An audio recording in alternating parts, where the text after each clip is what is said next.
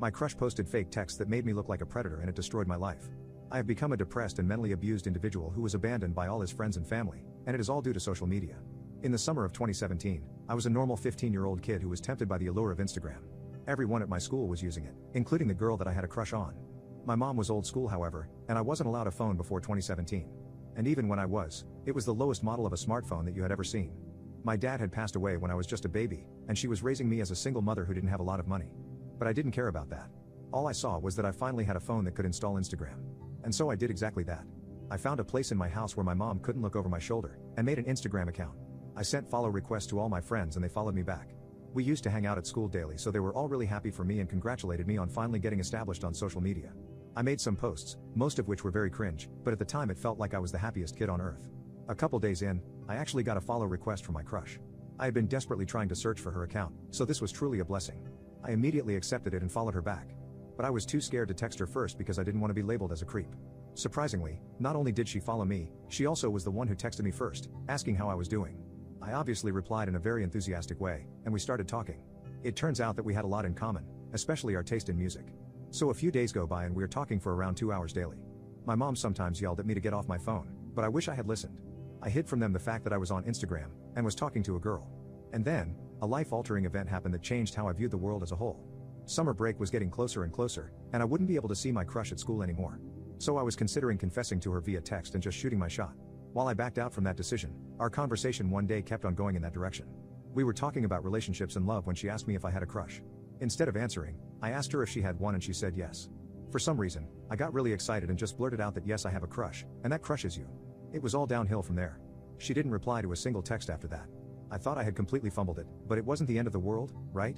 Well, apparently it was for her. The next day she posted some texts from my account to hers that I had never seen before. They were disgusting, vile messages that were threatening to do things to her that I had never even known existed. I knew that I had never sent those texts, and asked her why she posted a fake screenshot, but she didn't reply. Everyone who saw her story immediately believed that it was real and turned on me like I was a villain. I got texts from all my friends calling me a creep and a degenerate. I kept trying to deny the accusations, but it was of no use. There were still 2 more days left before summer break started, and they were going to be hell for me. I was avoided like a plague in my classroom, and no one wanted to even look at me, including my ex-crush. I shouted at everyone like a madman, saying it wasn't me. I never sent those texts. By that point, any feelings I had for her were long gone and I was just desperate to prove my innocence. Well, apparently, one of the girl's parents had seen what she posted and had contacted the school to report me for harassment. You would think that the school would conduct an investigation to find out the truth, but no. They immediately believed that what the girl was saying was true and she was the victim, while I was the culprit. My mom was called into the principal's office to inform them that I was being suspended, and would start class 1 week later than everyone after our summer break. To say that my mom was angry would be an understatement. As soon as we got home, she began yelling at me as if I had actually roped that girl. You are effing disappointment. I went through so much to raise you all on my own, and made sure to instill good values in you. But you proved that I am a bad mother. Now everyone will think that I am a weak woman who couldn't raise her son to be a proper gentleman. I never want to talk to you again. Once again, I screamed that it wasn't me who sent those texts, but my screams fell on deaf ears. True to her words, she didn't say a single word to me for the next month. A 15-year-old kid who had lost all his friends and was being ignored by his only family was bound to go into depression. At first, I was no different than a cringy teenager who faked depression for attention.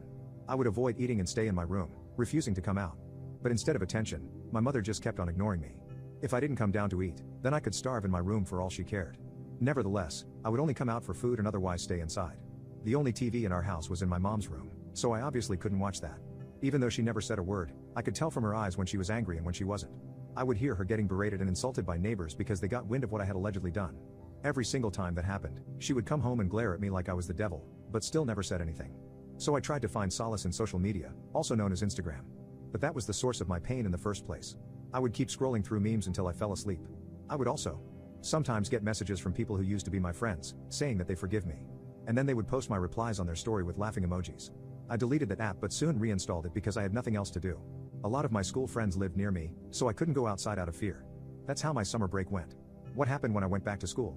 No one had forgotten my actions, and everyone was still treating me like crap. Even teachers would ignore me if I tried to ask a question. I tried to get my crush to retract her statement, but she was always surrounded by boys who would beat me up if I approached her. Eventually I just kept making excuses to not go to school. It wasn't hard at all, since my mom was still not talking to me. She would iron my clothes and prepare breakfast in case I wanted to go to school, but won't wake me up or tell me to go if I didn't go on my own. She didn't care one bit about me anymore. My grades inevitably dropped as a result of all this. The one teacher that still cared about me recommended that I go to the school counselor to sort my mental health. And what did that counselor do? told me to sit on a chair in the corner and kept texting someone on her phone. My entire life was falling apart just because of a false intimate harassment claim. And the worst part was yet to come.